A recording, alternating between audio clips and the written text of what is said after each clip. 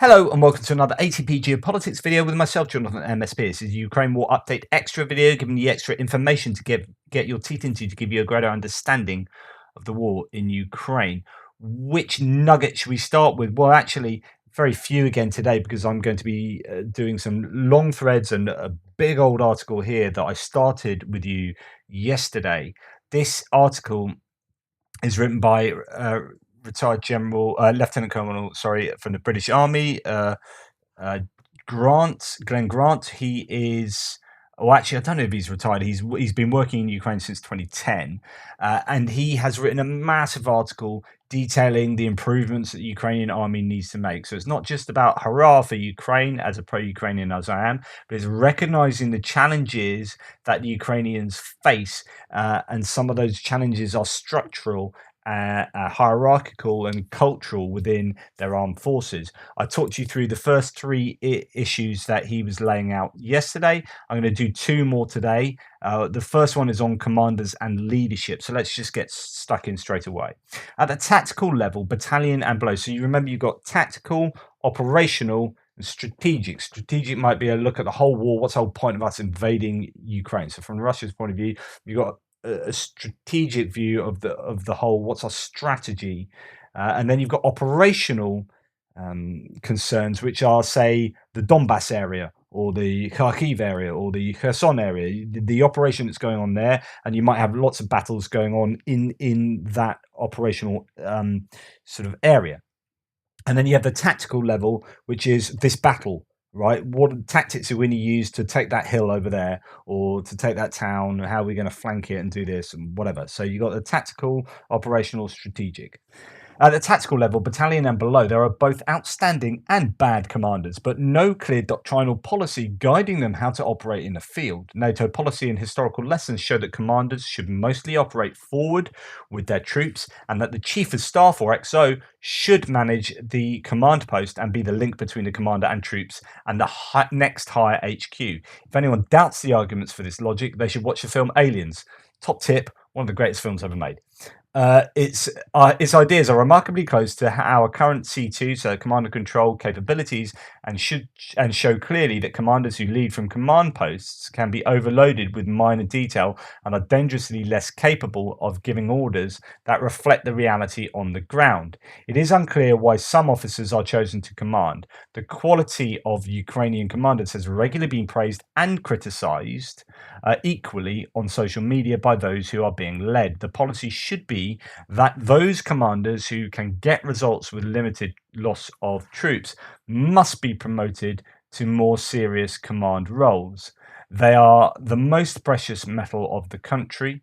Those who are incapable of leading from the front and who give unprofessional orders that cause heavy casualties and do not reflect the truth on the ground should be quickly removed to other work. They are not the commanders Ukraine needs to win this war. These are not the commanders you are looking for. The key to battle management is the senior command ability to delegate to, listen to, and take note of the concerns of junior commanders who are really doing the fighting. The NATO standard is the commander who is actually physically involved in the battle, i.e. being shot at, is king. He may even be a sergeant or even a private who has been forced to take command because of casualties. All other commanders senior to him must be in support. It's really interesting a way of looking at it. If you're the guy fighting with people under your command, literally being shot at, everyone above you in command should be helping you to command those troops because you are most directly responsible for their lives, I guess, is the thinking here. So actually, the higher up should be working towards helping him and doing what he says on the battlefield. All other commanders senior to him must be in support. The battle commanders have to make the life or death decisions. Where humanly possible, senior commanders must provide the intelligence, moral, and physical resources for the battle commander to win. Senior commanders should not try to second guess the fight, nor try to give orders that do not fit with how the battle commander sees the problem.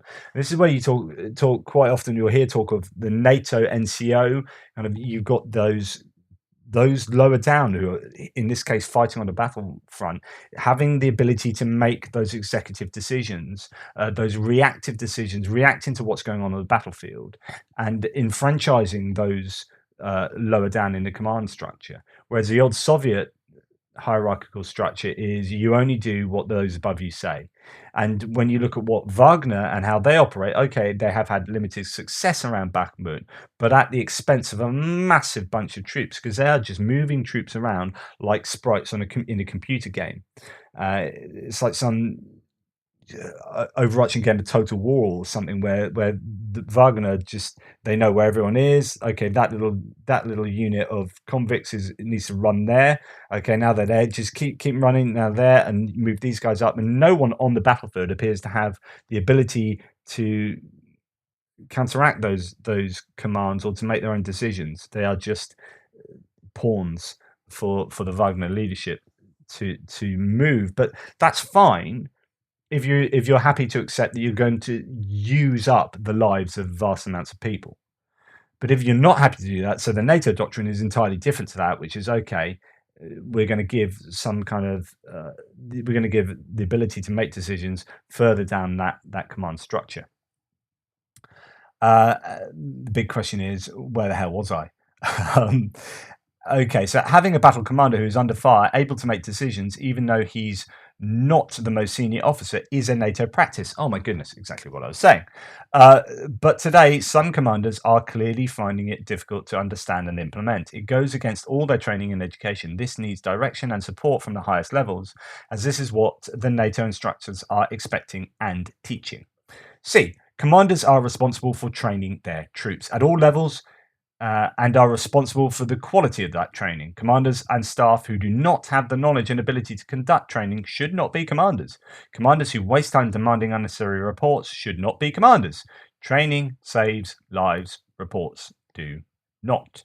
D. At all levels of command, trust is a key component. Fighting soldiers must trust their leaders and their orders if they are to fight to full effectiveness. This is vital. That trust is the most valued commodity for an army. When you want people to fight and die for you at present,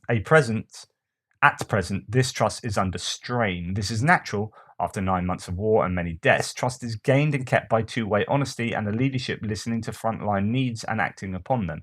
Trust is reinforced by realistic and common sense orders, by personal contact of leaders with those they command, and by openly supporting those in their command. Trust and openness is also vital within a society that is supporting the ZSU, the Ukrainian army, effectively with critical needs. The recently signed Law 8271 is a serious challenge to the issue of trust. It goes against the natural course of justice. While many think it is vital for control and discipline, they should also recognize that creating a Soviet-type law to demand people to do things that they may not be able to do without dying is also a rapid way to raise questions about their trust of Ukrainian society. A bit of kickback about this new law that's come in, and I'll probably have to speak a little bit about that in a future video. The issue of trust is especially important when units have not been resourced properly. It also raises questions about the very ethos and values that the government claims differentiate it from Russia, trying to convince both society and soldiers that all is well when it is not, for example, suggesting wedding drones are not needed by units, is equally dangerous. The current policies and leadership activities suggest there is poor communication and fractures between parts of the leadership and the front line that need serious political discussion and careful healing. This cannot be passed off as Russian fake news. It is real. So there are issues. People are distraught and they're unhappy with how things are.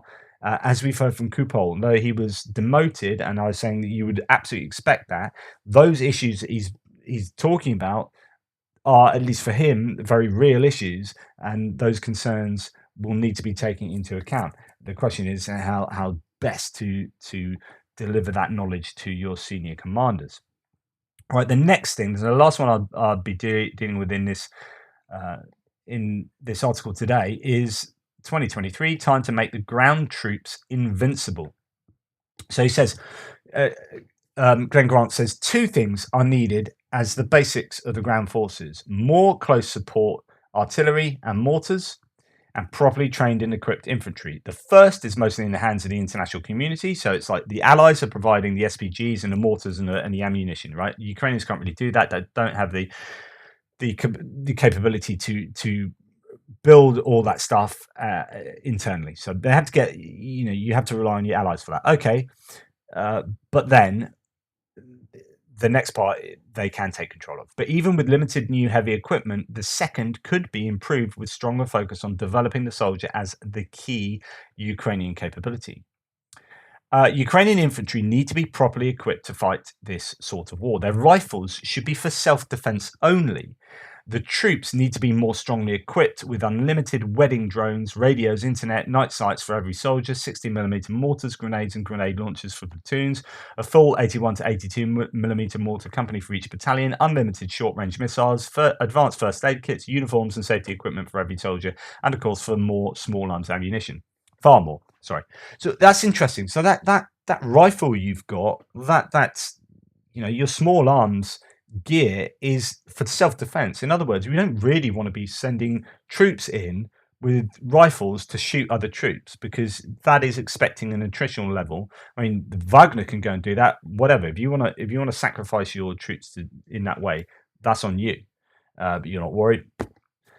But for the Ukrainians, it's like that kind of warfare is hugely costly in terms of human lives. So really, we want to be knocking troops out with mortars. So we need to make sure they're well trained on mortars, that those mortar units work really in a cohesive, integrated way with all the other troops. Combined arms is going on. We've got missiles, we've got air support, close air support, all this kind of stuff. So that what you hope happens is your troops you're sending forward, and this is how I interpret it. Correct me if I'm wrong. I'm not a military expert, obviously.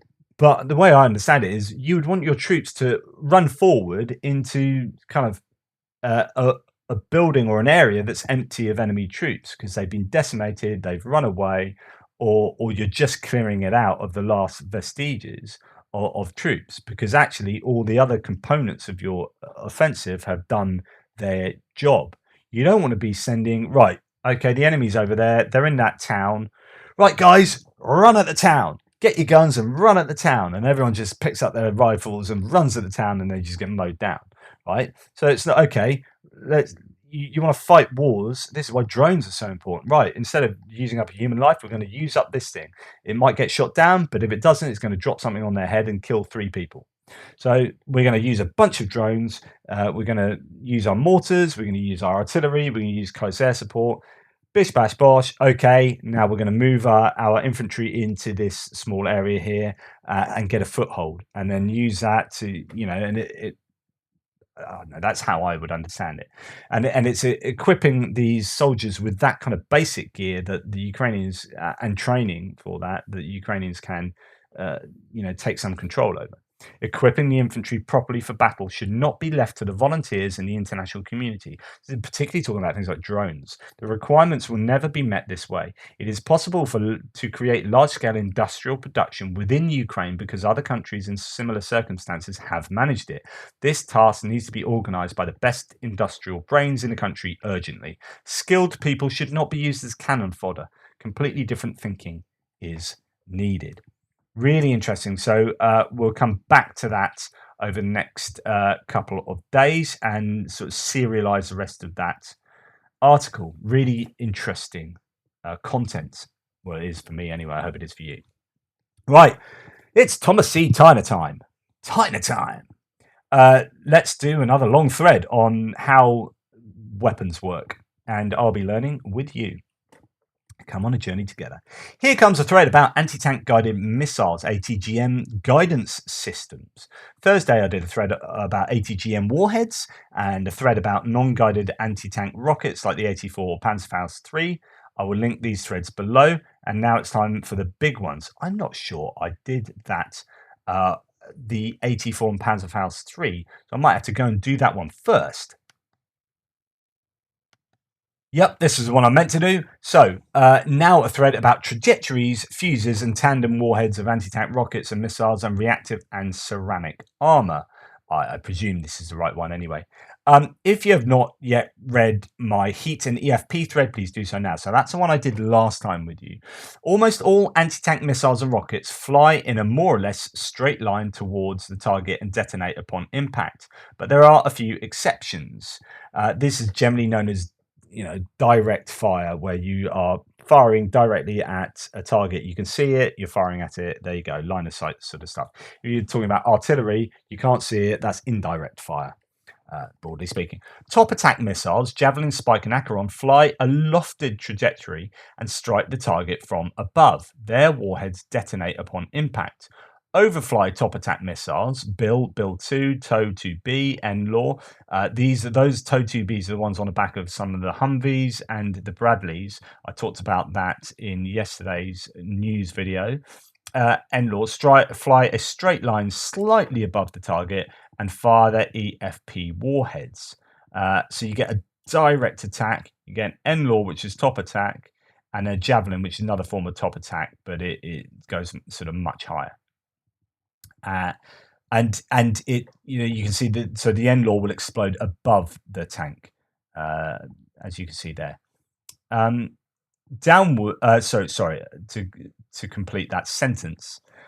Their warheads detonate upon impact, but overfly top attack missiles fly a straight line slightly above the target and fire their EFP warheads downward onto the target. Their warheads are triggered by optical and magnetic sensors. Then there is the Spike SR, which flies directly towards the target and is detonated by a proximity fuse. The Spike SR in the picture and NLAW are the only short-range guided anti-tank missiles. Everything else in this range or weight envelope is actually an unguided rocket. All missiles with more range are guided.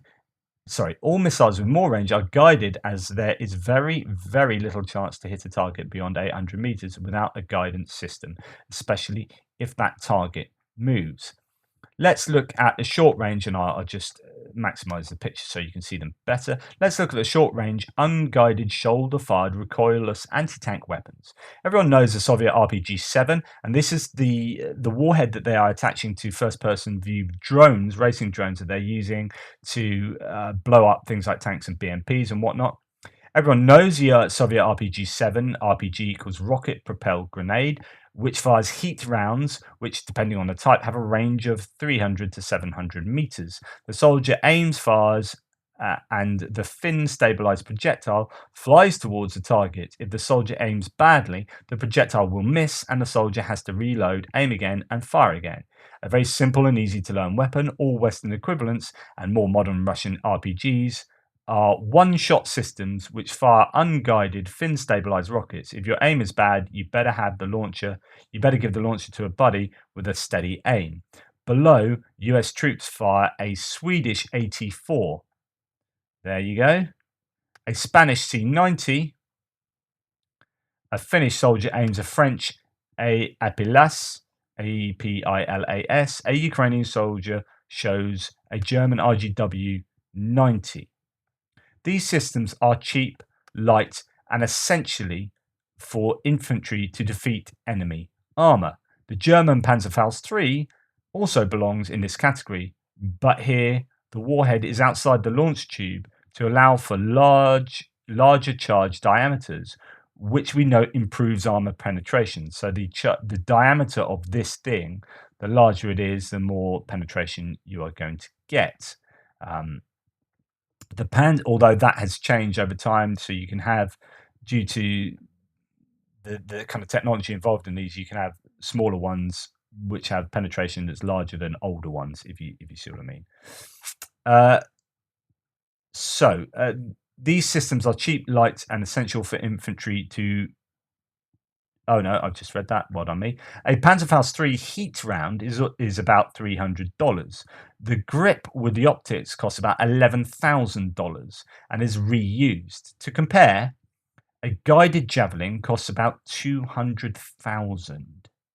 But the drawback of all short-range systems is that they are only able to hit enemy targets that are close, which means the enemy can shoot back with assault rifles and machine guns, and therefore infantry prefers guided missiles as these can destroy enemy armor before it can fire on the infantry. However, for urban combat, like here in Mariupol, with this RGW-90 aiming at a Russian BTR, short-range unguided rockets are the best tool to destroy armor. A side note, the Swedish M4 Carl Gustaf isn't a rocket launcher. The M4 has a rifled barrel and therefore fires spin stabilized and not fin stabilized projectiles. This makes the M4 a recoilless rifle. So I wondered about why everyone called the Carl Gustaf a recoilless rifle and not a rocket launcher. Interesting. So basically, it's like a really big rifle with very big bullets. And just to let you know, if you don't know, the rifling is like the spiraling striations throughout the barrel that give the projectile spin, and spin is what stabilizes it through the air. So if you don't have a rifling and stabilization through rotation, you get stabilization with fins that either flick out or are already on there, or whatever, and the fins give you stability within the air, so that the projectile doesn't wobble everywhere. Okay, so but the M4 is used just like any other shoulder launch short-range anti-tank weapons. Ukraine also received American M72 law and Spanish Alcatan 100 rocket launchers. The Alcatan and some Panzerfaust III rounds are the only unguided short-range systems that use tandem heat warheads. So there you go. A RGW-90 variant also uses tandem heat warhead, but it is used to breach walls. On the other hand, all modern guided missiles use tandem heat warheads, but why? To understand that, we have to go back to how heat warheads work. So here are different kinds of weapons in the Panzerfaust III family: the Bunkerfaust, the Panzerfaust III T tandem, and the Panzerfaust III IT improved tandem. Heat warheads form hypersonic metal particle jets which pierce armor. These jets are most potent shortly after detonation, which occurs very close to the enemy armor. When heat rounds become ubiquitous, when they became ubiquitous, everyone looked for countermeasures, and explosive reactive armor turned out to be the cheapest option to reduce the effectiveness of heat rounds. All those bricks on Russian tanks, they contain ERA. So those are the ERA bricks on a tank there. Basically, they explode and repel the projectile. ERA consists of a high explosive between two metal plates. Depending on type, various numbers of these are then packed into an ERA brick. You can see that there. On impact, the high explosive detonates, driving the metal plates apart. The heat's jet will penetrate the plates, but as the plates move, the jet's impact point on them moves too, forcing the jet to cut through new parts of the plates. Higher ERA detonation speed results in higher plate velocity, which so in fact, let's before we do that, let's have a look at this. So I take it that, and I could be wrong here, that having several plates and they're moving around, it means the jet has to go through, different layers of these plates. That's how I understand that. The high explosive detonates, driving the metal plates apart. The heat's jet will penetrate the plates, but as the plates move, the jet's impact point on them moves too, forcing the jet to cut through new parts of the plates, possibly going through a bit of air as well. Higher ERA detonation speed results in higher plate velocity, which feeds more plate material into the jet's path. Modern ERA modules contain shaped explosives and a multitude of thick plates to create a maximum of interference. And that is why modern anti-tank weapons like the Javelin use tandem warheads. So, in order to get around the problem, it's the arms race, isn't it? Literal arms race going on here, which is okay. You've done something to uh, solve the problem of that warhead or whatever. So we're going to produce this. So then you okay, we're going to do this. Right? How do we get around these top attack munitions? Well, we're going to do that, and there's kind of like um, you know constant battle between defense and offense there. Okay, so where was I? And that is why, they use these tandem warheads. So that's a tandem warhead that you might see in a javelin. The precursor heat warhead sets off the ERA module, which frees a path for main heat warheads jet to pierce the enemy tank unimpeded. In other words, it's kind of like you have a first warhead that blows up the ERA armor, and now that's out of the way. The second warhead can then do its stuff. Russia loves ERA because the base armor of their tanks is so weak. ERA is the cheapest way to extend the life of their tanks, even though it is useless when their tanks come up against a modern Western tandem warhead or against an overfly top attack missile. ERA can defeat rockets with a single heat warhead, but those rockets can be used against Russian BMPs and BTRs, as their armor is so thin that an exploding ERA module would smash a hole into them and kill their crew. Western militaries aren't as cheap and technologically backwards as the Russians, although ERA modules exist for Western tanks, i.e. the Tank Urban Survival Kit for the Abrams tank, left and right is the standard Abrams. So that's the standard Abrams, and you can see bolted on here are other kind of ERA modules, I think. Western militaries developed composite armor, which includes spaced armor, ceramic armor, and non-explosive reactive armor, NERA. If you compare a Leopard 2A4 with a newer version, you can easily see the added spaced armor, which detonates heat rounds further away from the main armor. So here you have that kind of slatting there, and it's wider. The idea is that you're trying to make the explosion happen further away, I guess. And it's filled with metal and ceramic plates, each of which reduces the heat's jet penetrating power. Ceramic armor plates are brittle. When a heat round's jet passes through them, the jet's channel is ragged, which causes extreme asymmetric pressures that disturb the jet. This initiates a vicious circle as the disturbed jet causes still greater irregularities in the ceramic until, in the end, the jet defeats itself. Interesting. Non-explosive reactive armor, NERA, consists of, so these are the ceramics that obviously, fly about. This is obviously happening at really quick time, while the jet sort of has to, it loses its potency as it's having to, deal, in a sense, I'm using all the wrong words here, but deal with all these, bits of ceramic flying around within the armor itself.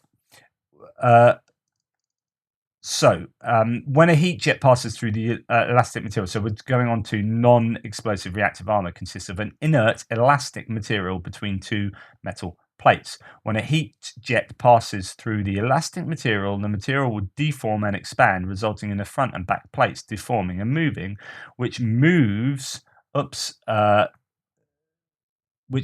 jet's impact point and forces it to cut through new parts of the plates, as seen in this pic. So there you go. If you're following along, that is how non-explosive reactive armor, there we go, works. So just to repeat, when the heat jet passes through the elastic material, the material would deform and expand, resulting in the front and back plates deforming and moving, which moves the jet's impact point and forces it to cut through new parts of the plates, as seen in the pic. Okay. So the advantage of Western composite armor is that it defeats tandem warheads and that it can withstand multiple impacts in the same spot. neither of which ERA can do. The disadvantage is the high price and weight. Therefore, composite armour is used primarily on the front of Western tanks. ERA kits for Western tanks are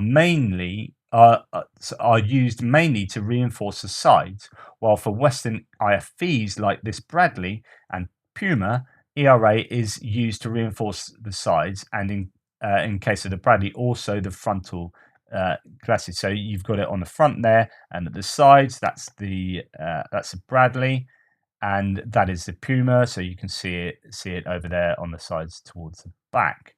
To summarize, Western anti-tank guided missiles with tandem warheads. So again, to remind you, the tandem has 2 warheads, one that will explode the ERA, and the second part will then be able to penetrate the armor properly. With tandem warheads and Western overfly top attack guided missiles can defeat all Russian armor. Russian missiles, even with tandem warheads, can only defeat Western tanks and IFVs from the side or rear, which is why it is imperative for Ukrainian infantry to cover the sides of tanks and IFVs against Russian anti-tank teams. This concludes this thread. Now you all know about warheads, trajectories for fuses, countermeasures, etc. Tomorrow I will do a thread about missile guidance. I think that's really interesting. It does give me a greater understanding, and also quite a lot of confidence that a lot of the new kit that's being sent to Ukraine will be really useful in and capable of defending against the Russian munitions that will be used against them. So yeah, really good stuff. Thank you, Thomas C. Tyner. We'll do another thread of his tomorrow or soon. The next one along the line of his threads there. And oh goodness me, we've gone half an hour and I've only done 2 different sources. Okay, let's just rush through Tatarigami here, who's got a few updates and summarize a few of his thoughts on the front line. So the Russian military continues to deploy fresh personnel and equipment across the front lines, primarily for the purpose of replacing losses. However, it seems that their combat value continues to decrease. The formation of assault groups by Russian forces suggests a persistent demand for further assaults. However, it is observed that many of these groups lack experienced or motivated personnel to effectively operate on the battlefield. This indicates a persistent disparity in situational understanding between the military on the ground and political leadership. The enemy has established an echelon-like organizational structure to sustain their offensives, which allows them to effectively rotate their troops. However, it is noteworthy that the number of combat-ready equipment at their disposal is gradually decreasing. Of course, when you're trying to rotate stuff in, okay, you've got these tanks being used. You've been on the front line for a long time. They need a bit of repair. You guys need a rest. We're going to rotate this unit of tanks in, or whatever, this squad, battalion. You need obviously a large amount of that equipment in order to do that. So you always have other echelons in reserve. Talking the other week about all armies should have reserves. They should have reserves. Every component of an army should have reserves. Reserves. I think it was talking about the offensive, how to do the offensive. Thomas T. Tyner thread talking about the importance of reserves. But as the Russian forces being degraded, they don't have those reserves to pull on, and therefore it's harder to get that rotation of troops. So there.